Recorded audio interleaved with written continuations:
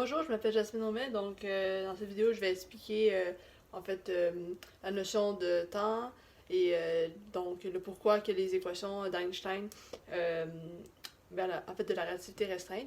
Donc la relativité restreinte s'effondre, alors la relativité générale aussi s'effondre. En fait, on a commencé à comprendre que les étoiles pouvaient mourir selon la relativité générale.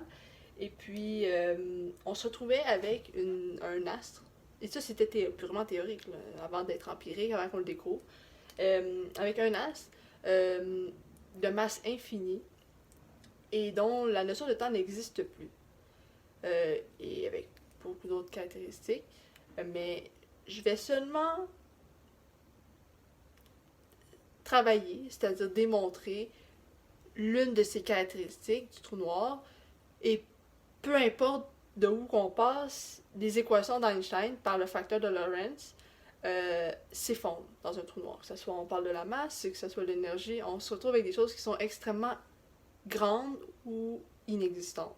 Donc on se retrouve dans des lois physiques qui ne fonctionnent plus et donc on ne peut plus rien savoir à partir de ce moment-là parce que tout s'effondre. Pourquoi? Parce que la relativité restreinte, elle est basée sur deux postulats d'Einstein. Le deuxième postulat, c'est le plus important, je dirais, c'est celle-là qui est un peu révolutionnaire, c'est que il dit que rien ne va plus vite que la lumière. On va parler un peu de mécanique des orbites. Okay? En astronomie, en astrophysique, peu importe, chaque astre, on se déplace. Notre galaxie se déplace, nous, on se déplace dans notre galaxie, la Terre se déplace, on tourne autour du Soleil, le Soleil tourne autour de autre chose, et etc. Et en fait, nos orbites, on peut appeler ça comme ça, pour simplifier un peu, pour avoir une meilleure image, nos orbites sont dues au fait que l'espace-temps se déforme. Plus le champ gravitationnel est grand, plus le temps passe lentement. Ça veut dire que le temps qui se passe à l'intérieur de la courbe qui est ici, ça c'est la ligne d'espace-temps, l'espace-temps est courbé. Ici, ce qui se passe, c'est que le temps qui se passe ici est beaucoup plus lent que là. Si par exemple, je suis dans un vaisseau spatial ici, et que mon ami s'en va ici, à sa petite navette spatiale, il s'en va là, ça veut dire que si, mettons, il passe une heure, là, ben pour moi ici, il s'est passé 2 ans, mettons. Fait que quand il va revenir, ben, moi je vais être plus vieille, lui va être plus jeune. Parce que pour lui, physiologiquement aussi, c'est vraiment une force qui agit sur tout corps. Un trou noir, c'est que son orbite, sa masse est tellement énorme, elle est son orbite elle-même. Ça veut dire que ça forme mettons ça ici, qu'on appelle l'horizon. Et ça, c'est la singularité. Ça, en fait, c'est l'étoile, c'est le noyau de l'étoile. Il tombe tellement loin, il est tellement lourd dans un rayon, dans une circonférence qui est si petite. Ce qui se passe, c'est ici. Et imaginez que ça ici, excusez-moi le dessin, c'est son horizon. Une masse qui tire un espace-temps élastique. On dit que un trou noir, c'est un phénomène qui est bien mystérieux, qui fait un peu peur même. En fait, c'est là où les équations d'Einstein s'effondrent. Pourquoi? Parce qu'en fait, il se retrouve avec une orbite qu'on appelle un horizon. Sa vitesse est égale à c. Qu'est-ce que ça nous dit, ça? Qu'est-ce que ça va nous donner comme information à partir de ça? Beaucoup. Je vais vous montrer comment trouver certaines informations d'un trou noir sur sa réalité selon le facteur de Lorentz, qui est à la base de la relativité, du concept relativiste. Donc, on va s'intéresser là-dessus, mais vraiment sur la notion de temps. Ce que vous avez comme expertise en physique ou en mathématiques, c'est pas l'important parce qu'ici, je vais vraiment verbaliser, en fait, traduire un peu parce que mathématiques, c'est un langage, hein, donc traduire un peu. Donc, dans la notion de temps, le facteur de Lorentz, on l'appelle comment dans la formule? On va le voir. Gamma qui est une lettre grecque. Pardonnez-moi mon écriture, j'écris vraiment pas bien. Et gamma, en fait, c'est le rapport de notre temps à nous, on est sur l'horizon du trou noir, et celui du temps propre du trou noir. Le concept relativiste qui est expliqué ici, qui est écrit.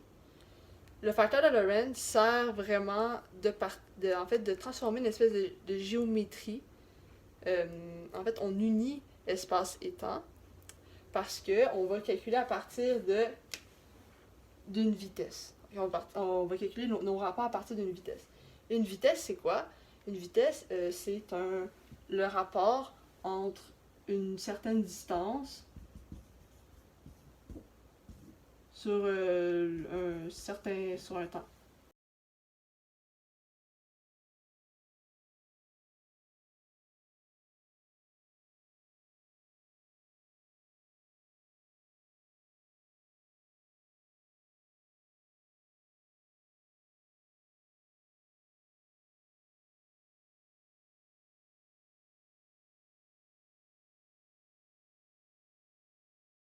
En fait, celle-là, c'est des degrés.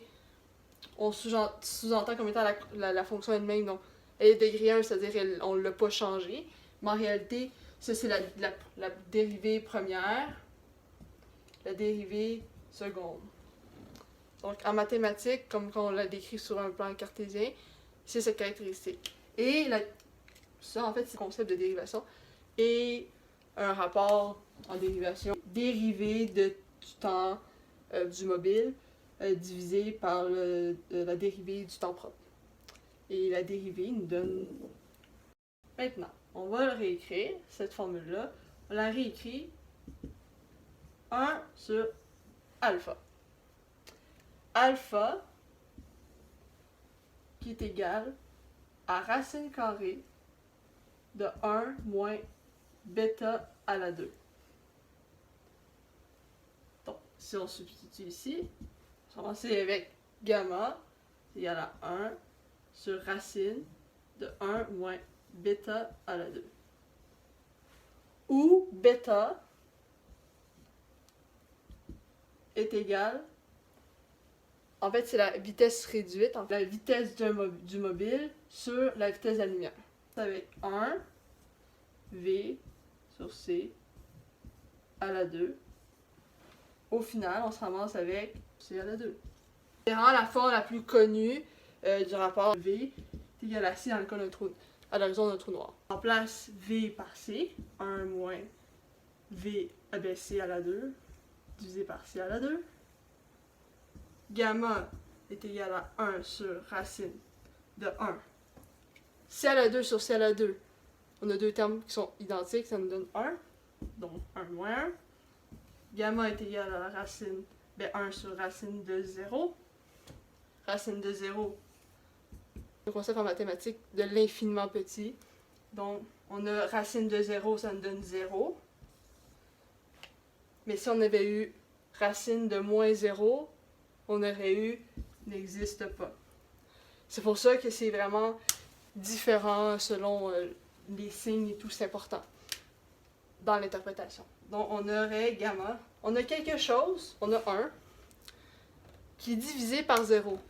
Donc, quand on l'interprète, on a quelque chose divisé par quelque chose d'extrêmement petit, d'infiniment petit, qui est 0. On va avoir quelque chose qui est extrêmement grand. Parce que faut pas oublier que quand on divise dans une fraction, mettons A sur B, mais si j'ai A sur B sur C, alors je me ramasse avec AC sur B. Donc, mon facteur devient plus grand ici. Et donc, on se ramasse avec un rapport de temps qui est infini. Ça nous dit que notre temps à nous, le temps qu'on perçoit, qu'on sent, quand on est sur l'horizon d'un trou noir, il est infini. Le temps passe à l'infini. Ça veut dire qu'on perd la notion du temps. On ne pourrait jamais, en réalité, se ramasser dans l'horizon d'un trou noir, là. On serait déchiqueté bien avant. Là. Mais maintenant, pourquoi que l'équation meurt? Si on décortique toute la formule, vraiment petit, de 1 par 1, puis qu'on l'isole le plus possible, qu'on la simplifie le plus possible, puis je vais vraiment y aller la méthode la plus détaillée possible.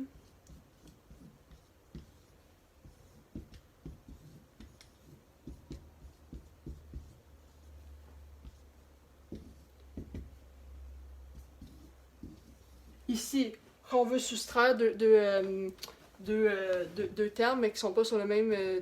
il faut les mettre sur le même dénominateur, même dénominateur. Donc il faut mettre 1 sur c à la 2 aussi. Donc on va se ramasser avec c à la 2 fois 1 moins v2 sur c à la 2 ici. Donc on va se ramasser avec 1 sur racine de c à la 2 moins v2 sur c à la 2.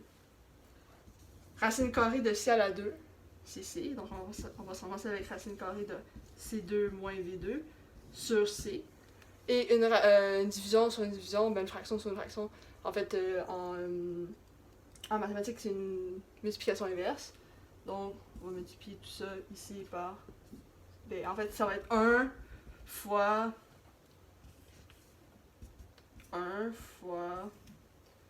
c divisé par racine de c2. On va avoir gamma sur c divisé par racine c2 moins v2. On va avoir gamma. On va isoler notre c. Pourquoi? Parce qu'on va l'inverser. En fait, on va se ramasser avec... Nous, on a cette forme ici. Et nous, ce qu'on veut, c'est alpha. Alpha qui est quoi? Qui est notre temps propre. Hein? Parce qu'on a gamma sur... qui est comme ça. Qui est égal à 1 sur alpha. C'est juste une façon différente de l'écrire. Hein? Donc, alpha est égal à 1 sur gamma. Ici, il faut comprendre qu'en fait, alpha, c'est le temps propre de notre mobile, donc de notre horizon, de notre trou noir, si on veut. Je précise horizon parce que le trou noir, c'est comme trop général, en fait. On peut écrire alpha dans un langage plus commun, est égal au temps de l'univers